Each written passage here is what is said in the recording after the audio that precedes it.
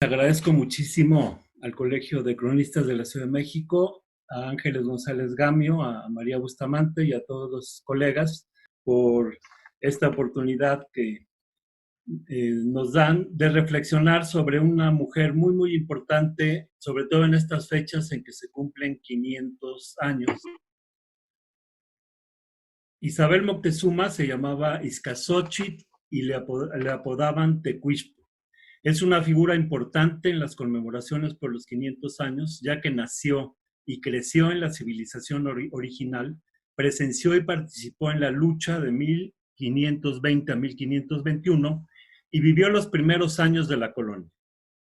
Para entenderla es necesario contextualizar y reconocer algunos rasgos distintivos de su cultura ancestral, su educación y mentalidad. Ella nació en una civilización originaria, una de las 5 que han existido en el mundo. El Anáhuac, además de Mesopotamia, China, el Valle Hindú y el Inca. Aquí se ve una civilización absolutamente distinta a la europea. Por ello, al iniciar vamos a recrear los orígenes de la cultura mexica, de la que ella es miembro, para poder entender mejor a Tecuixpo, a su familia y a su pueblo, que tenían costumbres diametralmente diferentes a las europeas. A Tecuixpo hay que entenderla y mirarla con ojos mexicanos. Hace 10,000 años se comenzó a poblar la cuenca de México. Tlatilco y Copilco fueron los primeros asentamientos. En el Valle de México hace 2,000 años existían ya aldeas en Azcapotzalco y en Culhuacán. Primero llegaron los Xochimilcas a la ribera, luego los Chalcas, los Tepanecas, los Culúas, los Tlahuicas, etc. Los mexicas fueron los últimos en llegar, luego de haberse radicado en Chapultepec y Culupan. Se asentaron en una pequeña isla que pertenecía a Azcapotzalco, donde el Tlatoani Alcornáhuac les dio permiso para poblarla. Era insignificante ese espacio pedregoso lleno de serpientes. Sus vecinos consideraban que no valía nada. Pero los laboriosos mexicas aprendieron de los xochimilcas, que habían llegado primero, a construir chinampas. Así pudieron extender grandemente la isla. Originalmente se crearon 4 calpulis: Atzacoalco, Teopan, Moyotla y Cuepopan. Luego, de cada uno de ellos, se derivaron 5 calpulis. En toda la cuenca tenían como base los calpulis familiares que se unían en los llamados ignuyots, que quiere decir hermandad, formando pueblos. Todos los pueblos tenían la cultura del maíz, eran autosuficientes en la alimentación, pues en los calpulis todos producían maíz, frijol, calabaza, chile, etc. Además, tenían una especialidad específica. En Tenochtitlan se construyeron grandes calzadas y se urbanizó el espacio. Muchas de las grandes avenidas actuales son precuauhtémicas. La México-Tacuba, Tacuba-Azcapotzalco, Tlalpan, Vallejo, Tepeyac, Nonualco-Tlatelolco, Tenayuca, etcétera. Se hicieron grandes obras hidráulicas.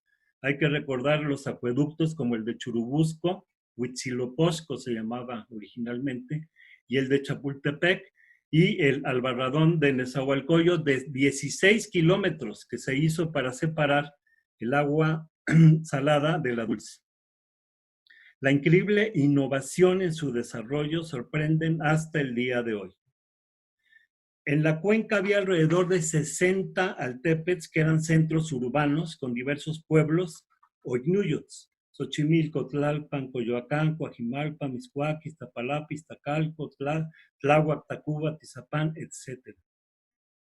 Tecuixpo nació en 1509, en el seno del calpuli gobernante de los mexicas. Los calpulis, además de su labor agrícola, se especializaban en alguna actividad: siembra de flores, tomates, herbolaria y magia, artesanía, comercio, transporte por los lagos. Y uno de los calpulis se especializaba en el gobierno. Ahí le tocó crecer y desarrollarse a la pequeña hija del Tecutli. La niña se llamaba Ixcazzochitl, que quiere decir flor de algodón, pero todos la llamaban Tecuixpo, que significa hija del Tecutli. Desde chiquita se distinguió por su carácter, energía e intrepidez. Hoy por hoy es muy conocida, pues antes de morir en 1550 en su testamento hizo algo sorpresivo. Liberó a sus esclavos, siendo la primera persona que lo hizo en nuestras tierras. Pero no solo eso, además aclaró que para ella nunca habían sido esclavos, ni los había tratado como tales, que para ella siempre habían sido libres. Tecuispo descendía de los 3 fundadores de la Triple Alianza que hegemonizaba en una muy amplia región. Por parte de su padre tenía como ancestros al abuelo Izcóatl y a Nezahualcóyotl. Ella descendía de Nezahualcóyotl, pues fue papá de Xochitl, que era madre de Moctezuma. Por parte de su mamá, que se llamaba Teocalco, Tecuispo también descendía del Tlatoani Totoquihuatzin de Tacuba, de los 3 forjadores de la Triple Alianza. En Anáhuac la hegemonía la formaban alianzas de 3 pueblos que se unían en confederaciones. En ese momento dominaba la Confederación de México, Tacuba y Texcoco, que eso sustituyó a la de Azcapotzalco, Texcoco y Culhuacán. Entre los mayas, por ejemplo, existió la de Uxmal, Chichén Itzá y Mayapán. En Puebla, la de Huejotzingo, Tlaxcala y Cholula. Y también se dio la triple alianza entre Tula, Otampan y Culhuacán, que gobernó el mal llamado Imperio Tolteca. Luego de la caída de Tula, se aliaron primero Culhuacán, Tenayuca y Jaltocan, y posteriormente Azcapotzalco, Huatlichan y Jaltocan. De modo que la confederación de pueblos era la forma de lograr unión y hegemonía frente a los otros pueblos. Tecuispo Izcazóchitl creció en una ciudad en la que se desarrolló la educación y salud gratuitas. Cada persona, niño o anciano, era protegido en su calpulli y el gobierno se responsabilizaba en pandemias, inundaciones o sequías. Había zoológicos y jardines botánicos antes que en Europa. Era una gran civilización, de modo que Tecuispo se cultivó como una verdadera flor de algodón. En Tenochtitlan se desarrollaron la agricultura y la ingeniería y la comunicación entre los altepecs. El comercio y el intercambio era incesante, dado el hecho de que Tacuba, Texcoco y México hegemonizaban sobre los demás pueblos en la zona. Ahí fue que se concentraron todos los avances de su época y en ese precioso lugar le tocó vivir, crecer y educarse a la niña Tecuispo Izcazóchitl. Esta es la imagen que corresponde a Tecuispo con su papá Moctezuma. Su mamá se llamaba Teocalco. Como no existía la monogamia, su papá tuvo varias mujeres. Teocalco provenía del calpulli gobernante de Tacuba y era descendiente de Totoquihuitzan y también descendía del Tlatoani Tezosomoc de Azcapotzalco y de los fundadores del mismo Azcapotzalco, Matlacoat y Azcuey.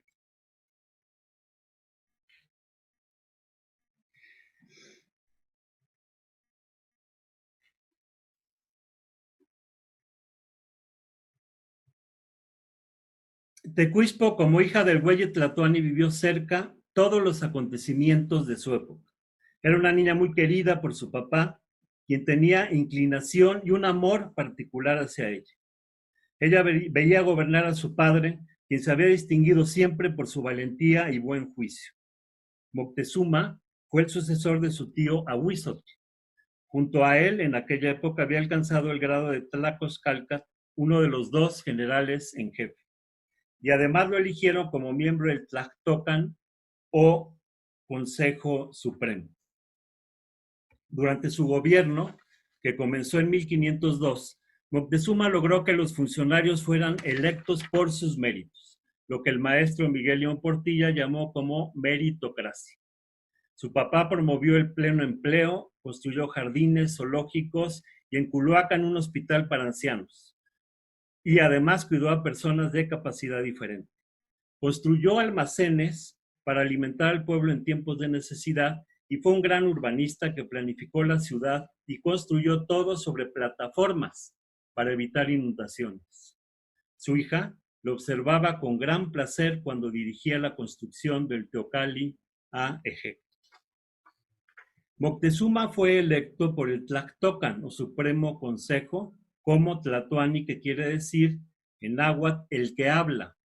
Las decisiones las tomaba el Consejo, que era el supremo gobierno. Luego de largas deliberaciones en las que buscaban el consenso, hablaban de uno a uno en sentido contrario a las manecillas del reloj, y una vez llegado a un acuerdo, el Tlatoani lo retomaba y hacía efectiva la decisión. El Consejo elegía a su vocero o Tlatoani, también su par, que se llamaba el Cihuacóatl, que era el administrador para encargarse del gobierno interior. Esta dualidad era la máxima responsable de aplicar las decisiones. El Cihuacóatl que eligió el Consejo en tiempos de Moctezuma Xocoyotzin fue Tlilpotoncatzi, que significa polvo negro. Todas las instituciones eran duales. En el ejército había dos supremos jefes militares, el Tlacatecatl, encargado de los soldados, y el Tlaxcalcatl, encargado de las armas. La guerra tenía sus reglas. Sostenían 3 entrevistas, uno cada mes antes de atacar al pueblo que los visitaba. El más fuerte le daba al más débil armas, abasto y regalos para que no dijese que lo vencieron en plano desigual. La batalla se realizaba al mes de romper pláticas. Ambos contendientes sabían lugar y hora. No buscaban matar, sino hacer prisioneros. Si alguien se rendía, ya no lo atacaban. El que perdía, rendía tributo al vencedor. En la religión, la dualidad era de los 2 guías espirituales, uno encargado de Quetzalcóatl y el otro dedicado a Tlaloc. Su religión reconocía la energía de las fuerzas naturales y sociales. No había ni dioses ni diablos. Tlaloc era la lluvia misma, Ejecatl el viento mismo, Huitzilopochtli la voluntad, Quetzalcóatl la energía consciente y Tezcatlipoca el inconsciente. Todos los conocimientos religiosos de otros pueblos y culturas enriquecían al propio. En la cultura de la náhuatl, la energía suprema o Dios era dual. Se llamaba Ometeo, que significa energía dual, que conformaban Omecíhuatl, señora de la dualidad, y Ometecutli, señor de la dualidad, y habitaban en el Omeyocan, lugar de la dualidad y principio de generación de todo. También en el Poder Judicial había la dualidad de 2 jueces supremos, el Xiocioacatl y el Huitznahuatlaicotl. Eran muy estrictos en la lucha contra la corrupción, al grado que podían castigar hasta con la pena de muerte. Y cualquier mexica que violaba la ley era severamente castigado sin impunidades familiares ni privilegios para nadie. En el Anáhuac no había monarquía, se organizaban en calpulis, cada uno con su especialidad, cada calpuli tenía 2 representantes, y los tlatoanis eran electos por méritos dentro del calpuli especializado en el gobierno. Todos eran miembros de la familia ampliada, pero el poder no se heredaba de padre a hijo, como en las monarquías, sino por méritos dentro del calpuli. Por ejemplo, Cuauhtémoc era sobrino de Cuitláhuac y este medio hermano de Moctezuma Xocoyotzin, que era sobrino de Ahuizoc, quien fue hermano de Tizoc, a su vez hermano de Axayácatl, quien por su parte era nieto de Moctezuma y Huilcamín. De modo que el sucesor podía ser el hermano, el nieto, etc. Los españoles quedaron maravillados al conocer el Huelli Altepetl de México, Tenochtitlan, pero los bárbaros luego de la invasión no dejaron piedra sobre piedra de la gran ciudad y hasta le secaron los lagos y canales, destruyeron todo. Llegaron el 12 de marzo de 1519 a Tabasco y a Tenochtitlan, llegaron el 9 de noviembre de ese año. El Tlactocan discutió la solicitud de visitarlos y decidió seguir su costumbre ancestral y recibir, como siempre lo hacían, a los visitantes para entablar pláticas. Tecuichpo esperó el momento del encuentro con esos forasteros extraños con gran expectativa y curiosidad. Ella entonces tenía apenas 10 años. A sus huéspedes los alejaron muy propiamente en el palacio de Axayaca. Los españoles, aprovechando la amabilidad de sus anfitriones, en cuanto pudieron hicieron prisionero a Moctezuma y a todos los principales dirigentes. Los tomaron como sus rehenes a todos, también a familiares que fueron hechos prisioneros. ¿Cuál no sería la sorpresa de Tecuichpo al ver que ella también era retenida? Los visitantes habían asaltado su casa sorpresivamente. Tecuichpo nunca hubiera podido imaginar que tal cosa podía suceder.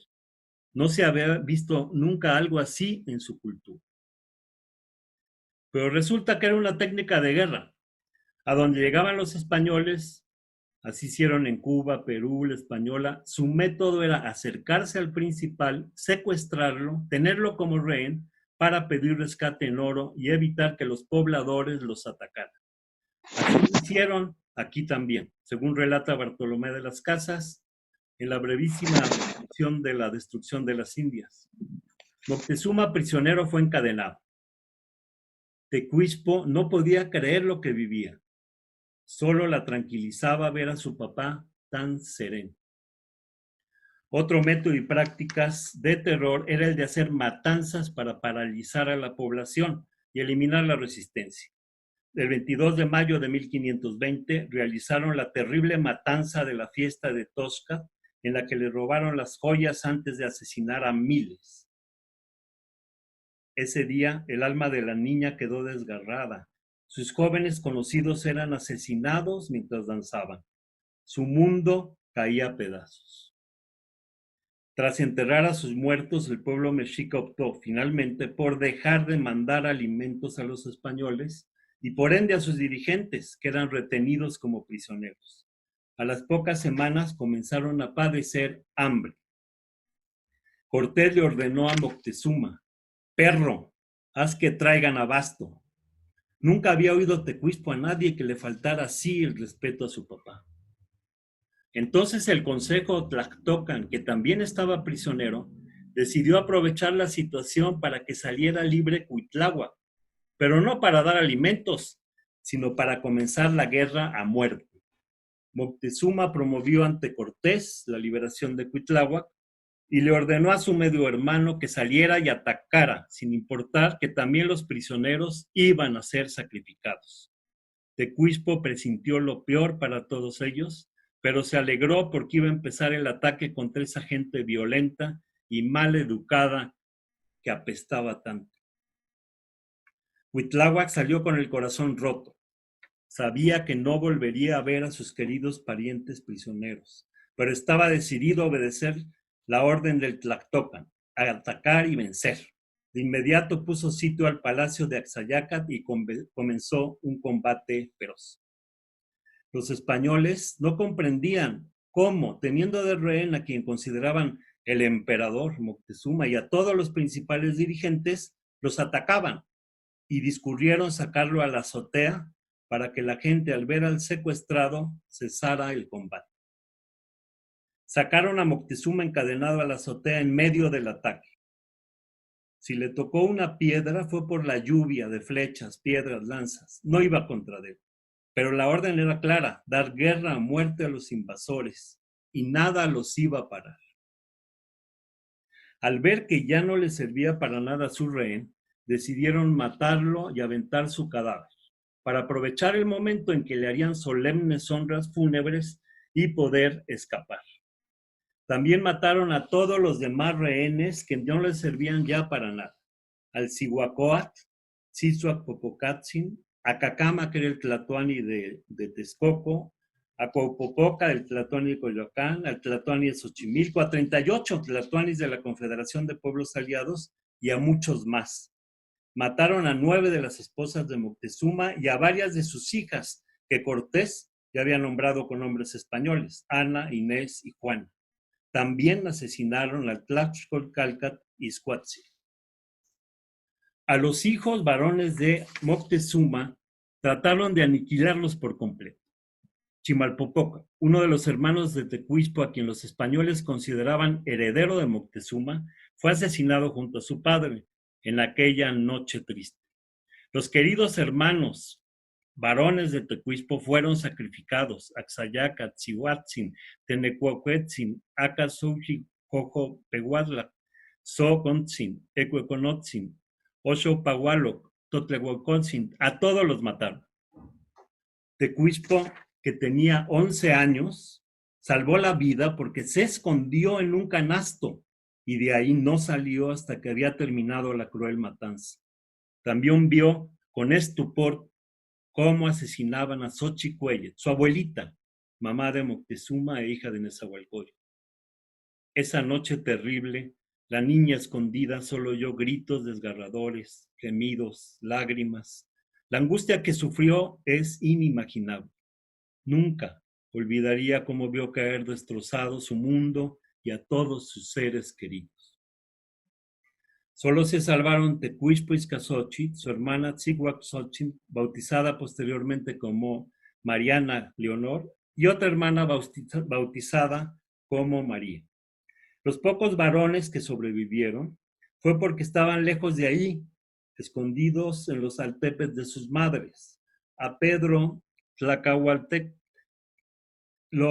su madre Miahuazochi se lo llevó a Tula. A Martínez Ahualtecol lo tuvieron en Texcoco, y a Camapistle, a quien nombraron Rodrigo de la Paz, que era un niño enfermizo, los habían escondido en Tenochtitlan en el momento crítico. Esos niños que sobrevivieron la barbarie permanecieron ocultos hasta que todo había terminado.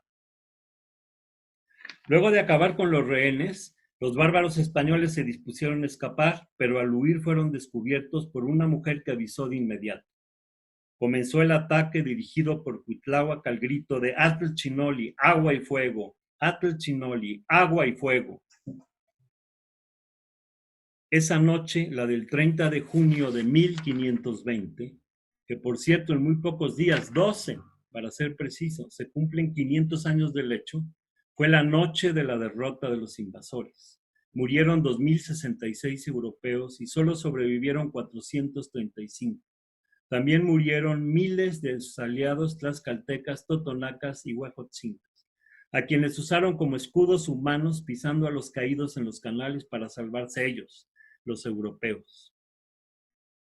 Esa fue la noche triste de los españoles. Los aliados indígenas de los españoles seguían naturalmente las costumbres de la náhuatl, en la que varios pueblos se coligaban para establecer una nueva alianza que predominara.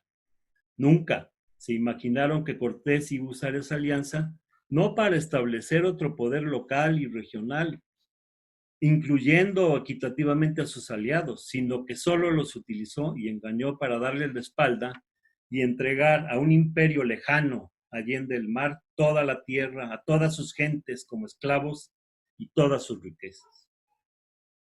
La lucha feroz continuó. Tecuispo había salvado la vida. Había estado secuestrada, pero pese a todo, su corazón permaneció firme y fuerte. Y tras la noche de la batalla, la encontraron escondida y la rescataron. ¿Cuál no sería su consuelo al haberse visto libre otra vez entre los suyos? Era la hija preferida de Moctezuma, a quien tanto respetaba Cuitláhuac, pues éste se había sacrificado por su pueblo. Cuitláhuac de inmediato la tomó como esposa, ató su manto al de la pequeña. Pero el más grande aliado de los españoles fue la viruela. La epidemia que diezmó a los pueblos anahuacas. La guerra bacteriológica que pronto mató al mismo valeroso Cuitláhuac, quien murió invicto. Solo pudo contraer la enfermedad, que además le pegó luego de haber estado secuestrado, débil y hambriento durante semanas. Los españoles lo dieron al máximo porque nunca pudieron con él. Así fue como Tecuispo, la niña, quedó viuda a su corta edad. Entonces fue electo como Huelli Tlatoani su sobrino, el joven Cuauhtémoc. Esto fue el 6 de diciembre de 1520. Y el líder continuó la heroica resistencia en condiciones muy difíciles, sobre todo porque la epidemia diezmó a todos sus ejércitos. A partir del 26 de mayo de 1521, los mexicas fueron sitiados durante casi 80 días. Los dejaron bloqueados, sin agua ni alimento. Narra la crónica que comían palo de colorín, gama salitrosa, piedra de adobe, lagartijas, ratones, tierra en polvo, gusanos. Sufrieron una grave hambruna. Por cierto, en esa hora extrema no comieron carne humana porque no era su costumbre.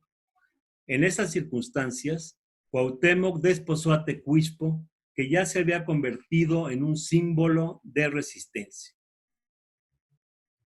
El 12 de agosto, el Tlactocan, a través de Cuauhtémoc, lanzó un mensaje dirigido a todos los rumbos de la náhuatl, que empieza diciendo: nuestro sol se ocultó, nuestro sol se perdió de vista y en completa obscuridad nos ha dejado. Pero sabemos que otra vez volverá, otra vez saldrá y nuevamente nos alumbrará. Y termina el mensaje con emoción, encomendando a los pueblos: ahora nosotros ordenaremos a nuestros hijos, no olviden informar a sus hijos cuán buena será, cómo se levantará y alcanzará fuerza, y cuán bien realizará su gran destino esta, nuestra amada Madre Tierra Náhuatl. Con ese himno de esperanza iban a rendir a la gran Tenochtitlan. El 13 de agosto, Cuauhtémoc, acompañado de Tecuichpo, en su acal o lancha, fue a enfrentar a Cortés. En el camino lo hicieron prisionero a él y a su pequeña esposa, que entonces tenía 12 años, y temblaba de angustia la pobrecita. Se le cerraban todos sus caminos. En ese momento, Tecuichpo-Ixcazóchitl quedó secuestrada por segunda ocasión y le quitaron a su Cuauhtémoc, quien fue torturado bárbaramente, quemándole pies y manos en aceite hirviendo, quedando baldado de por vida. Pero él no se quejó ni habló nada. La tortura y el interrogatorio fueron inútiles. Resistió de forma increíble, tan estoica que aún causa admiración. Y todavía inspira la resistencia del pueblo de México a 500 años de su gesta. Tecuichpo hervía en indignación al ver cómo dejaron a su pareja y al mismo tiempo admiraba como nunca antes a su héroe, quien no perdió en ningún momento ni la dignidad ni la calma. Para sus captores era muy peligroso tener al Tlatoani Cuauhtémoc preso en México Tenochtitlan y era muy arriesgado de dejarlo vivo. Había que asesinarlo, pero lejos de ahí, lejos de su pueblo que lo amaba, de modo que se lo llevaron a una expedición a las Cibueras organizada para castigar a Cristóbal de Olid y en el camino lo ahorcaron. No solo a él, además mataron al Tlatoani de Tacuba, de Tepanquetzal, y a Cuanacotzin Tlatoani de Texcoco. Nótese que con ese crimen Cortés descabezó a los representantes de la Triple Alianza de México, Tacuba y Texcoco. Incluso murió Fray Juan de Tecto, que no quiso decirle a Cortés lo que le había confesado Cuauhtémoc. El fraile, quien en el pasado había sido confesor del rey Carlos V, era un peligro para Cortés, podía delatarlo en un futuro. Para ocultar este crimen, ni Bernal ni Cortés mencionan en ningún momento que llevaron al fraile Tecto a las Cibueras. Tecuichpo-Ixcazóchitl quedó viuda por segunda vez, pero a ella le habían enseñado a resistir, tanto su papá como Cuitláhuac y por supuesto Cuauhtémoc. Ella tenía que sobrevivir, por ellos. Era su misión llevar la chispa de su cultura al futuro de su pueblo. Y así lo hizo. Su ánimo se aceró y su inteligencia se avispó. El coraje pudo más que el dolor. Sin preguntarle nada a Tecuichpo, sus captores la bautizaron con el nombre de Isabel, como aquella reina Isabel castellana que comenzó el colonialismo apoyando a Cristóbal Colón. En esas épocas, el depravado Hernán Cortés, el secuestrador de las hijas de su víctima, cometió abusos y violaciones contra las niñas del Tlatoani sacrificado. Se dice que Isabel tuvo una hija producto de la violación de Cortés. La niña se llamó Leonor El historiador potosino Nereo Rodríguez Barragán dice que Leonor era en realidad hija de Leonor, o Marina, hermana de Isabel, a quien, por cierto, posteriormente le daría Hernán Cortés la propiedad de Ecatepec. Tecuichpo siempre negó a la hija de Hernán hasta la muerte, mientras que Cortés, antes de morir, presumió que lo había logrado, que había sometido a la rebelde, que la niña era hija de la mismísima Isabel. Las hermanas Leonor e Isabel callaron el secreto. ¿A quién le creemos? Hasta la actualidad se le cree a Hernán Cortés. Las hermanas humilladas guardaron silencio y nunca reconocieron a Leonor Cortés Moctezuma. Hernán Cortés se encargó de la bebita, de su trofeo. Desde que nació la bautizó y se le entregó a su primo Juan Altamirano, quien crió a la criatura. Cortés hizo cargo de ella toda la vida, incluso la casó con el rico minero Juan de Tolsa de Zacatecas, y asumió y presumió su paternidad. Y él mismo fue quien le puso el nombre de Leonor.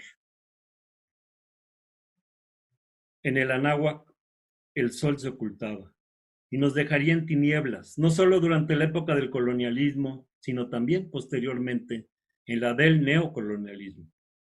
Pero la chispa de Tecuichpo-Izclaxóchitl, a la que a sus secuestradores habían comenzado a nombrar Isabel Moctezuma, atravesó los siglos.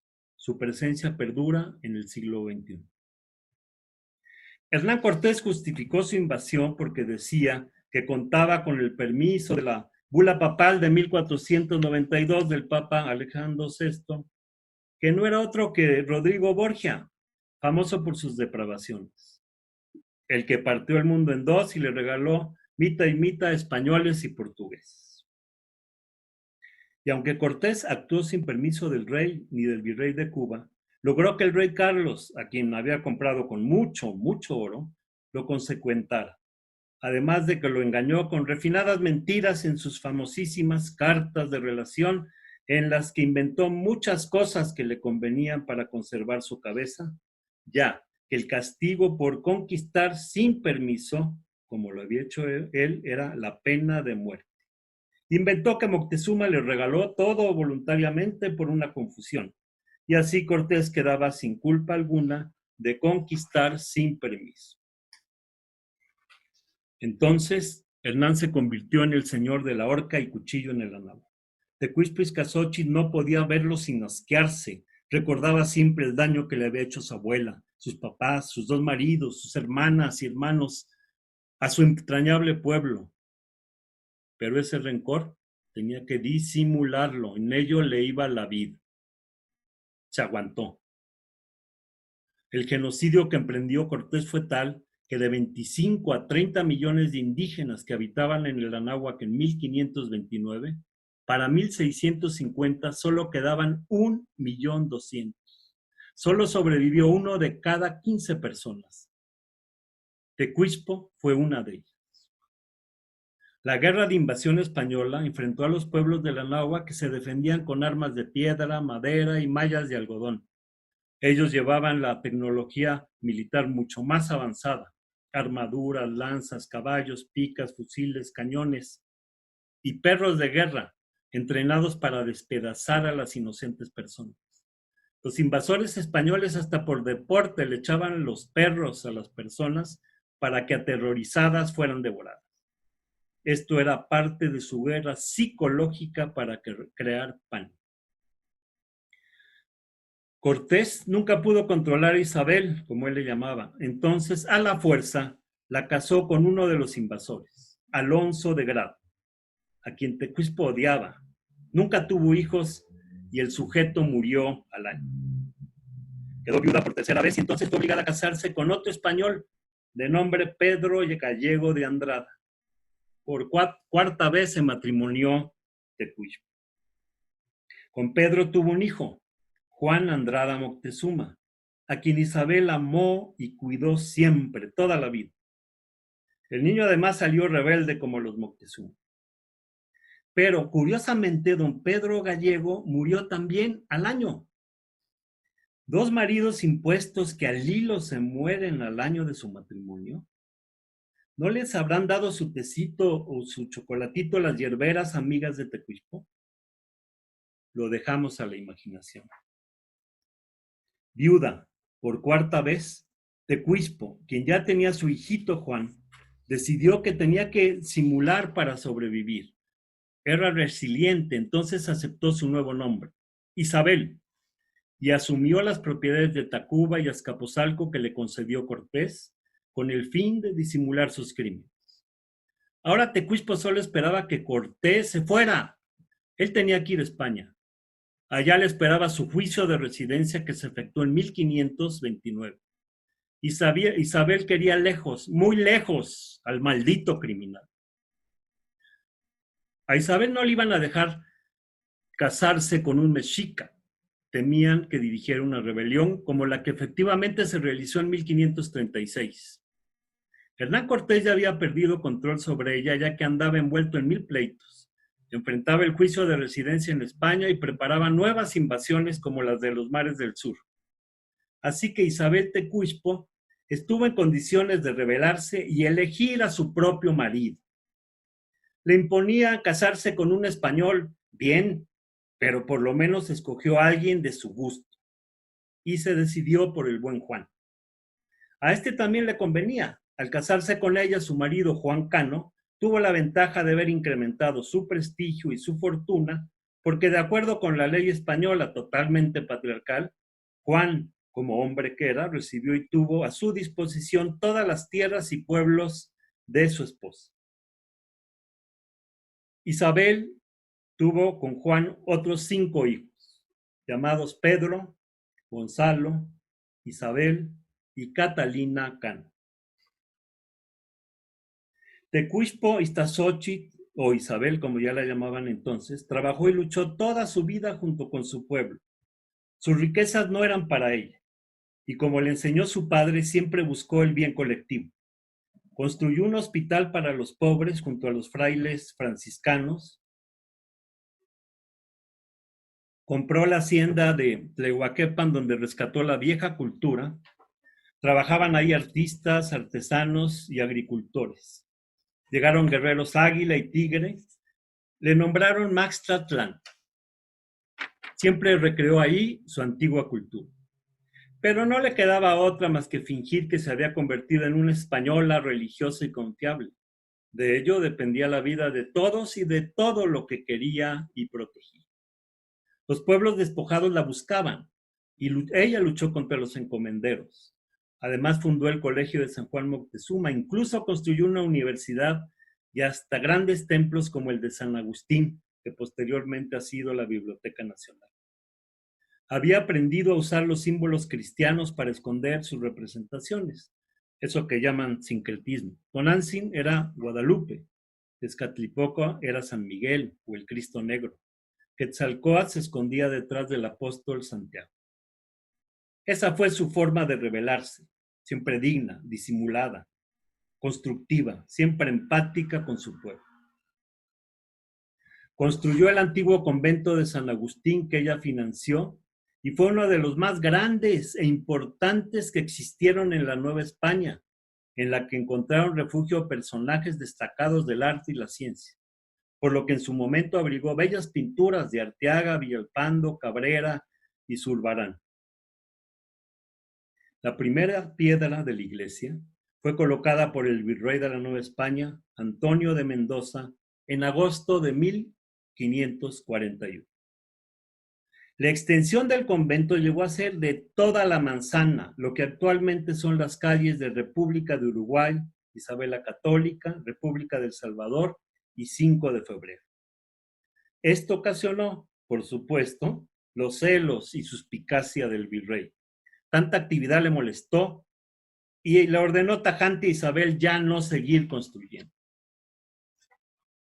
Bueno, sí, pero ella seguía ayudando. Durante las sequías de 1541 y 1543, en las que escaseaba el maíz y el frijol, Isabel lo distribuye entre la gente y también hizo lo mismo su hermana Leonor. Luego de una vida de tanto sufrimiento, Tecuichpo muere a los 41 años de edad el 10 de abril de 1550, rodeada por el cariño de los suyos. Su marido, Juan Cano, la sobrevivió hasta 1572. Este hombre siempre estuvo a su lado en todos los conflictos que le causaban a Isabel, Hernán Cortés, los virreyes y otros señores, demostrándole que también se podría amar a un español, que no todos eran criminales, que había españoles de bien y de trabajo. Isabel se encuentra enterrada ahí, en la calle de Isabel la Católica, en lo que era el templo de San Agustín, que ella había construido, y posteriormente fue la Biblioteca Nacional. Enterrada ahí mero, donde en un tiempo era el territorio de su amado Mexico Tenochtitlan. Quedó sembrada para siempre ahí en su entrañable tierra. Su vida fue de aprendizaje, resistencia, dolor, fortaleza, gozo, rebeldía y lucha. Su espíritu vive en el México moderno. Fue una vida de resiliencia. Hoy la recordamos a 500 años de los sucesos. Y en esta ocasión nos comprometemos a conmemorar la Noche de la Victoria del 30 de junio de 1520, tras 5 siglos, luego de 500 años de resistencia indígena y popular, y a continuar luchando hasta lograr nuevas y necesarias victorias para nuestro pueblo. Rescatemos la memoria histórica para no olvidar a todas y todos aquellos que nos dejaron fuertes raíces y profundos valores. Raíces que en medio de todo, pandemias y crisis, con trabajo, mucho trabajo, darán nuevos y brillantes frutos en ese futuro en el que lograremos ver a un pueblo mexicano victorioso. Muchas gracias.